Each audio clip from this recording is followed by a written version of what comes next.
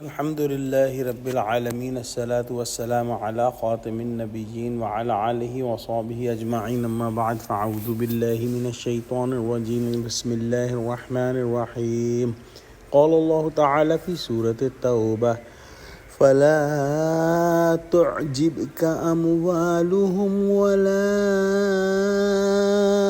أولادهم إنما يريد الله ليعذبهم بها في الحياة الدنيا وتزهق أنفسهم وهم كافرون۔ ترجمہ: تم ان کے مال اور اولاد سے تعجب نہ کرنا، خدا چاہتا ہے کہ ان چیزوں سے دنیا کی زندگی میں ان کو عذاب دے، اور جب ان کی جان نکلے تو اس وقت بھی وہ کافر ہی ہوں۔ اللہ سبحانہ و تعالی نے جو منافقین ہیں اور جو کفار ہیں ان کو جو ہے دنیا کے اندر مال اور اولاد جو ہے وہ دی ہے، اور جو ہے اسی مال اور اولاد پر بیس کر کے وہ اپنے گناہ جو ہے وہ کرتے ہیں اور سمجھتے ہیں کہ وہ کامیاب ہیں، اور یہ بھی سمجھتے ہیں کہ اللہ سبحانہ و تعالیٰ ان سے خوش ہے۔ لہذا یہ شبہ ہو سکتا ہے کہ جب یہ ایسے مردود ہیں تو پھر ان کو مال اور اولاد وغیرہ کی نعمتوں سے کیوں نوازا گیا ہے۔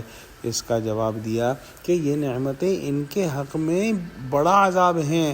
جس طرح ایک لذیذ اور خوشگوار غذا تندرست آدمی کی صحت اور قوت کو بڑھاتی ہے اور فاسد الاخلاق مریض کو ہلاکت سے قریب تر کر دیتی ہے، یہی حال ان دنیاوی نعمتوں یعنی مال اور اولاد کا سمجھو۔ ایک کافر کے حق میں یہ چیزیں سوء مزاج کی وجہ سے زہر کی مانند ہیں، چونکہ یہ کفار جو ہے دنیا حاصل کرنے کی جو ہے محبت اور حرص میں ساری زندگی گزار دیتے ہیں، اس لیے اول سے ہی اس کے جمع کرنے میں بے حد کوفت اٹھاتے رہتے ہیں۔ پھر ذرا سا نقصان یا صدمہ پہنچ گیا تو جس قدر محبت ان چیزوں سے ہے اسی قدر غم سوار ہو جاتا ہے، اور کوئی وقت اس کے فکر و اندیشے اور ادھیڑ بن سے خالی نہیں ہوتا، اور جب اپنی پوری زندگی ان چیزوں کے چکر میں گزار چکے ہوتے ہیں، ان کو جمع کرتے رہتے ہیں، اور جب موت کا وقت آتا ہے تو موت ان چیزوں سے ان کو جدا کر دیتی ہے۔ اس وقت صدمے اور حسرت کا تو اندازہ کرنا مشکل ہے، غرض دنیا کے عاشق اور حریص کو کسی وقت حقیقی چین اور اطمینان میسر نہیں۔ لہذا ہم مغرب میں دیکھتے ہیں کہ بڑے بڑے سرمایہ داروں کے اقوال اس پر شاہد ہیں۔